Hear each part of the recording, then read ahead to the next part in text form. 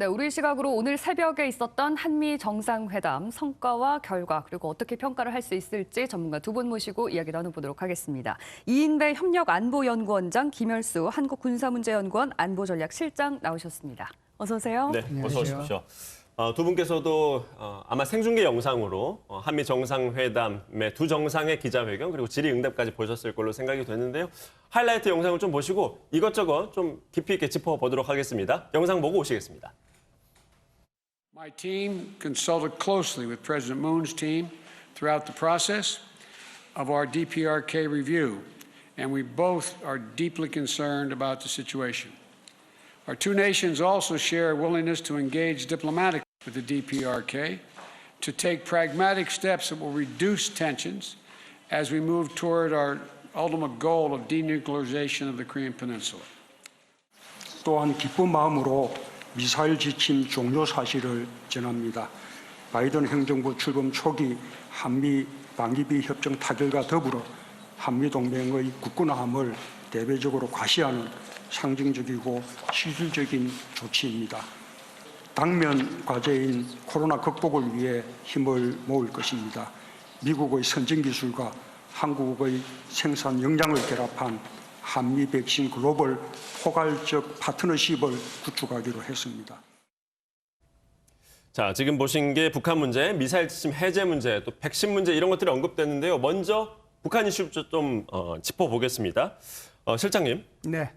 일단 두 분께 여쭤보고 싶은 게 한쪽에서는 지금 북한의 비핵화에 대해서 뭐 구체적인 게 담겨 있지 않은 것 같다, 별 내용이 없는 것 같다 이런 지적도 있는가 하는 반면에 두 정상이 큰 틀에서 뭔가 생각을 같이 이루고 있는 게 확인이 됐다 이런 평가들이 있어요. 실장님 어떻게 보십니까? 네, 제가 볼 때는 이제 지금까지 한 100여일 정도 바이든 대통령이 취임한 지 날이 지났는데 그동안에 한미 간에 다양한 그 급의 회담을 통해 가지고 상당히 조율이 많이 된 것 같습니다. 그래서 삐걱거릴 수 있는 대북 정책이 어느 정도 일치를 이루었다. 뭐 이렇게 네. 조정을 통해 가지고 일치를 이루었다 볼 수가 있는데요. 그게 이제 바로 뭐 대북 정책이 과거에 트럼프 대통령이 얘기한 포괄적 뭐 합의라든지 또는 뭐 타결이라든지 그렇지 않으면은 옛날에 오바마 대통령이 했던 전략적 인내라든지 그걸 넘어서서 실용적으로 접근하겠다라고 하는 거잖아요. 예. 그래서 실용적으로 점진적으로 단계적으로 접근하겠다라고 하는데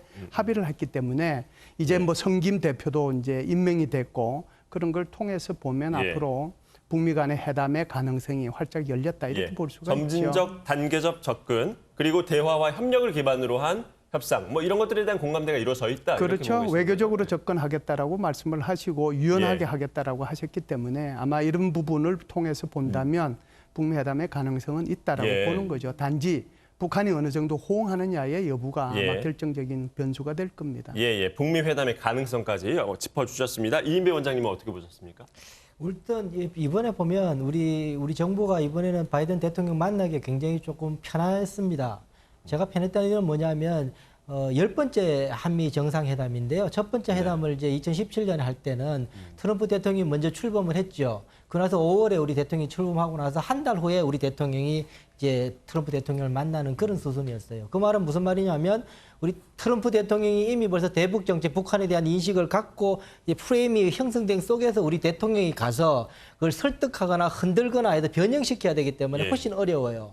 근데 지금 같은 경우에는 우리 대통령이 이미 직무를 하고 계셨고 그런 속에서 바이든 이제 선거를 하고 취임을 하고 대북 정책을 짜는 과정 속에서 끊임없이 우리의 생각들을 인풋할 수 있는 기회가 굉장히 많았던 거죠. 저도 이제 그 예전에 오바마 정부 때 청와대에 있으면서 그 오바마 정부 출범할 때 워싱턴 날 가서 이렇게 우리의 정책은 이러니 여기에 대해서 설명도 해주고 해서 그 사람들이 대북 정책을 짜게 될 때 기본적으로 한국의 입장이 뭔가를 알고 짤 수 있게끔 해줬었는데 이분도 이렇게 그렇게 해서 크게 마찰이 없이 됐다라는 점에서는 그 김일수 교수님 말씀하신 것처럼 무난하게 될 수 있었다. 그런데 이제 지금 보면 바이든 대통령이 기본적으로 지금 상황으로 보게 되면 전략적으로 당분간은 북한 문제에 대한 관리 모드로 가는 분위기다라는 게 제 생각입니다. 관리무도라는 것이 북한으로 하여금 도발에 빌미를 줘서 특별한 행동을 해서 판이 흔들리거나 깨지지 않게 하는데 대단히 지금 정성을 기울이고 있다.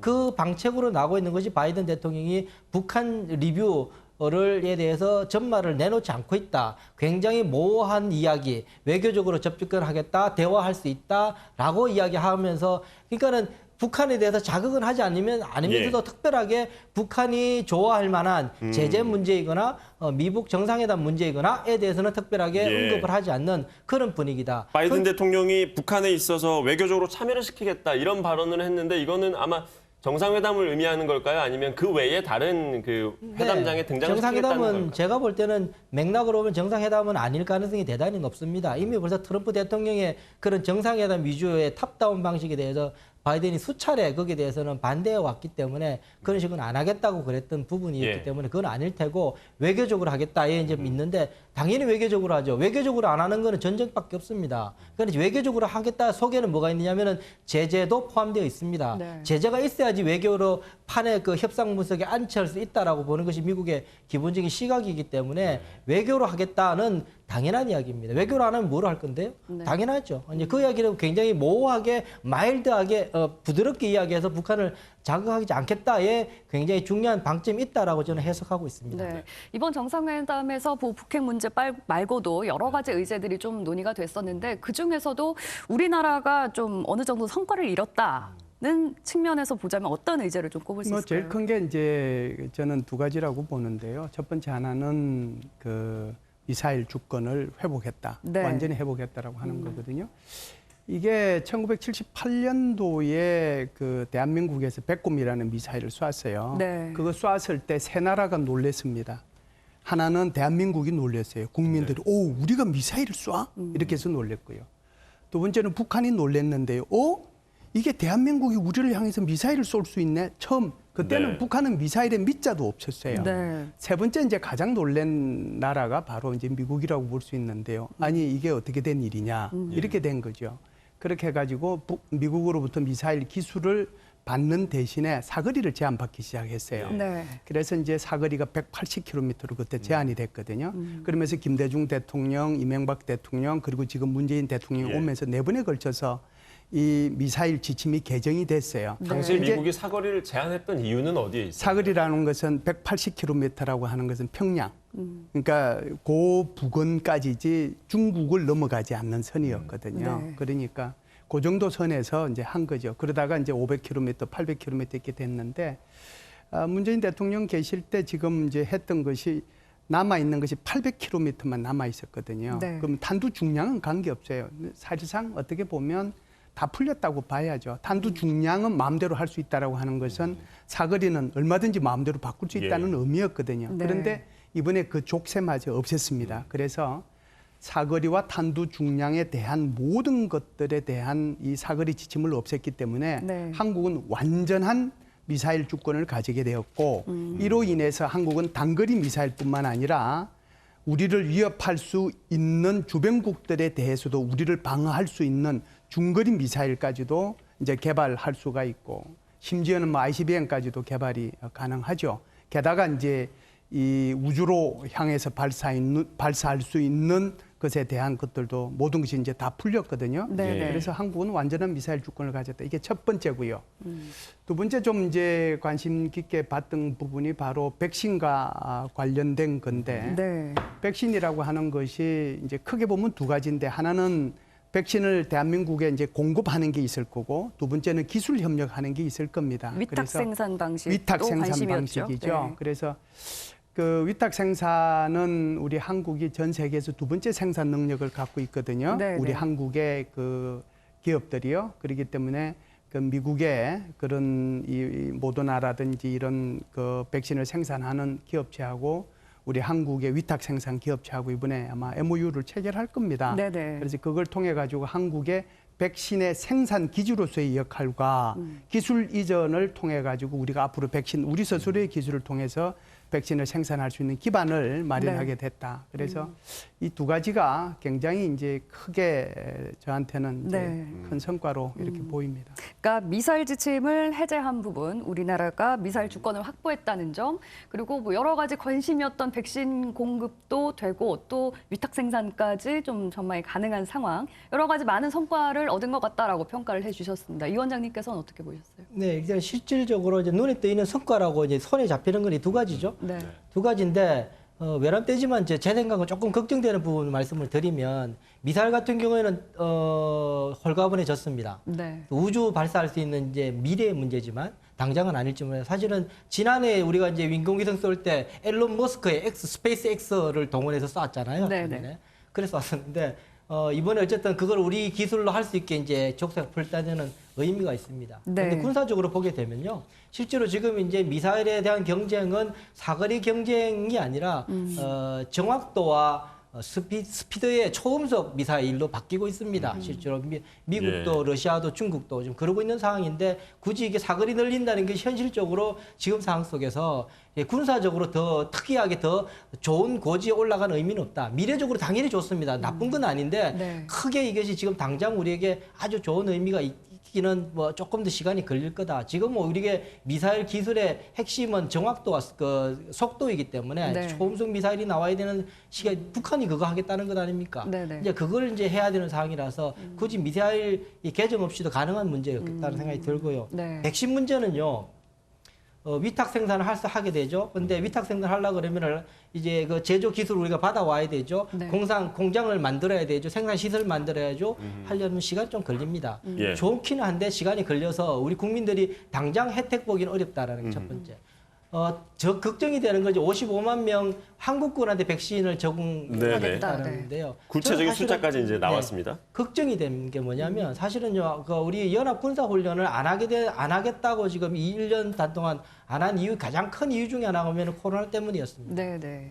55만 명 만약에 이제 올해 내에 백신을 마치게 되면 이거 연합훈련 안 할 명분이 조금 없어지게 됩니다. 예. 그렇게 되면 이제 북한하고 문제되면 이제 어려워지게 되죠. 그러니까 어떤 식으로 안 해야 될지 그렇다고 여러 또 가지 한미연합훈련을 계속 안 할 수는 없잖아요. 우리 국가안보 차원에서. 뭐 물론이죠. 당연히 해야 되는데 네. 지금 이렇게 조금 이렇게 북한 문제 때문에 조금 이렇게 이걸 조정하고 있는 그런 로키로 다루고 있는 부분인데 그 로키로 다룰 수 있는 명분 중에 하나가 이제 우리가 코로나 때문에 못하고 있다 이야기했단 말이에요. 그런데 지금 55만 명에 대해서 우리가 백신을 맞게 되면 네. 그 명분이 사라지게 돼서 조금 어쩌면은 저게 좋아 보이는데 어쩌면은 우리 우려되는 남북 관계를 측면도 보게 되면 있다. 대통령의 뒷머리가 조금은 불편할 수도 네네. 있으시겠다라는 생각이 저는 드는 부분입니다. 예, 이번 정상회담에서 눈에 띄는 모습들이 여러 가지가 있었습니다. 좀 그런 것들도 저희가 함께 짚어보려고 하는데요. 이례적으로 한국전 전쟁 참전 군인 명예훈장 수여식에 두 정상이 함께했습니다. 영상 보고 돌아오시겠습니다.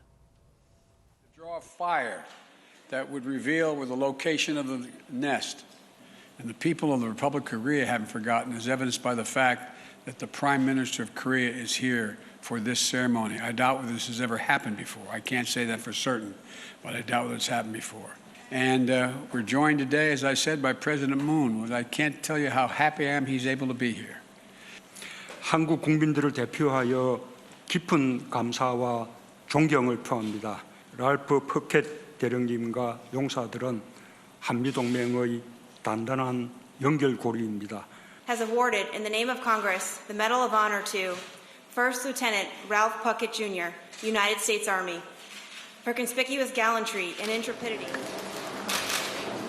Now, Mr. President, do you mind standing here too? Is that okay? All right. Billy, come on.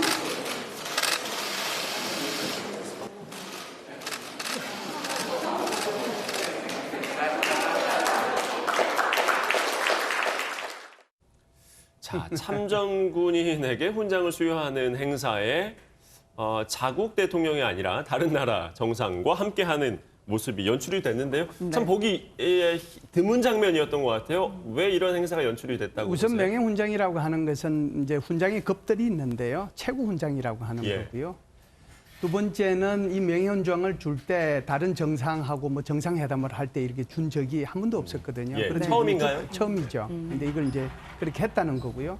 세 번째는 지금 저 사진을 통해서 우리가 봤지만은 그 훈장 받는 퍼켓 대령이 중앙에 앉고 예. 양국의 정상이 무릎 꿇어서 앉아서 경의를 표했다는 예, 거예요. 그 모습도 아주 인상적이었어요. 예. 그래 이제 이게 어떻게 보면 그냥 그렇게 그 6.25 때 청정간 전투에서 파편을 맞고 희생이 아니죠. 그때 그 노력을 한 그런 참전 군인에 대한 예우구나 이렇게 생각할 수 있지만 미국은 이것을 굉장히 정교하게 저는 꾸몄다라고 생각을 해요. 예. 그래서 한국의 정부가 그게 이제 뭐 어떤 정부든지 간에 정부가 중국 경사론 얘기를 많이 하잖아요.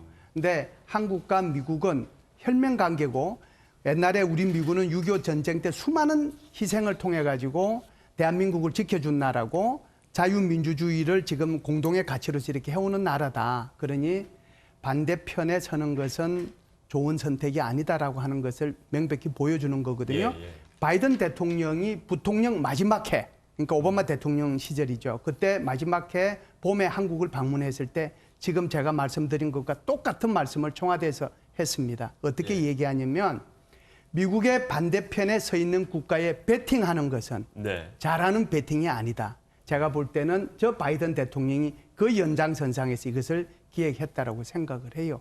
예. 한국이 올바른 선택을 하라고 압박을 예. 주는 그런 이제 그 훈장 수여식이다. 예. 이렇게 보시는 것이 좋을 것 반대편에 같습니다. 서면 안 된다라는 메시지가 담겨 있는 그렇죠. 것이다라는 말씀을 주셨는데 이 원장님은 어떻게 한 보셨어요? 가지 먼저 보태서 저 100% 공유한 부분인데 저 연설을 저는 어제 새벽에 다 들어봤는데요. 네. 보면서 다른 차이가 뭐였냐면 바이든 대통령이 이제 이 그 포켓을 소개하고 한데 굉장히 자세하게 소개를 해요. 이게 파편 맞아서 네. 다치고 그래서 후방에 지원이 와서 구출을 해내고 끝끝내 205 고지를 점령하고 또 그것뿐만 아니라 또 베트남까지 가서 또 했다. 예. 굉장히 자세하게 막 파노라마처럼 쭉 이야기를 하는 장면이 나와요. 그런데 거기서 어떤 장면이 나오냐면 한국전 할 때 이 205 고지에서의 싸울 때 중국군이 하고 싸웠다는 장면이 예. 꽤 세 번 정도 중국군하고 싸웠다 이게 쭉 해요. 중국이라는 걸 네. 언급한 걸 했습니다. 눈여겨보셨던 거군요. 네, 중국군을 하고 했다고 싸웠다. 그때 다쳤다라고 이야기해요. 우리 대통령은 한국전이라고만 말씀을 하셨고요. 네. 네. 저는 저런 청와대 저 백악관 행사, 국가 정상 행사는 저는 하나도 허투루 다루지 않는다고 저는 알고 있습니다. 전략적인 의미가 있겠지요. 사실은 제가 하기 전에 가장 난제 중에 하나가 쿼드 문제에 대해서 북한 대중국 문제에 대해서 한국을 어떻게 한국과의 관계를 어떻게 상정할 것인가, 우리는 어떻게 할 것인가에 대해서 굉장히 고민이 많았죠. 우리 대통령이 저 자리에 가서 또 딱히 대놓고 또 노할 수도 없으니 네. 그 의제를 뺐습니다. 네. 뺐잖아요, 그죠? 예. 뺐는데 저게 들어간 거죠. 그러니까 나는 전략적으로 할 때 백악관에서 저거를 지금 처음으로 했는 거잖아요. 저런 행사를 국가가 저것도 의회를 대신해서 대통령이 주는 거예요. 네. 예. 바이든 대통령이 주는 거예요. 의회가 주기를 원래 이렇게 승인을 하는 건데 거기에다가 우리 대통령까지 초청을 해서 주는 건데 그렇게 스피치를 하시는 거죠. 바이든 대통령이.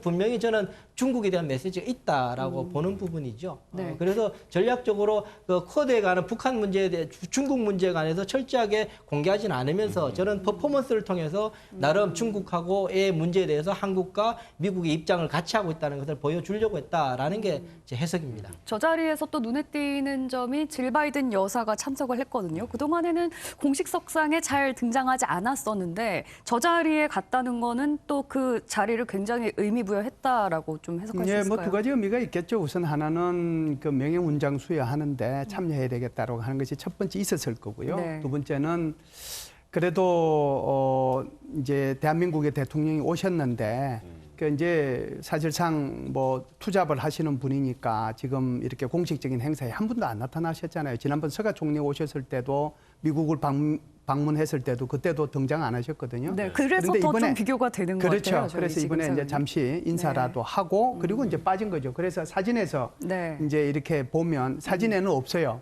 예. 이게 지금 사진에 있는지 없는지 아까 우리 네. 원장님하고 둘이서 사진도 아. 보고 했는데 사진에는 빠졌었더라고요. 그래서 들어올 때 잠시 인사만 하고 예의를 갖췄다 이렇게 봅니다. 네. 이 원장님께서는 어떻게 보세요? 이것도 좀 어느 정도 한국을 조금 더 이제 일본 상황과 비교를 안 할 수도 없을 것 같고 조금 더 예우를 해줬다고 했다고 볼 수 있을까요? 예, 저는 이번에 이 노회한 정치인 바이든 대통령이라는 분이 이 네. 대한민국이 사실 전략적으로 지금 굉장히 중요한 나라입니다. 그냥 국력만 그 탑10 국가 수준이 아니라 네. 전략적으로 반도체든 뭐 백신이든 예. 우리가 도움을 받는 것 같지만 백신 같은 건 사실은 우리도 굉장히 강력하게 좀 거기에 대한 그 미국을 도와줄 수 있는 국제 질서 속에서 그러니까 네.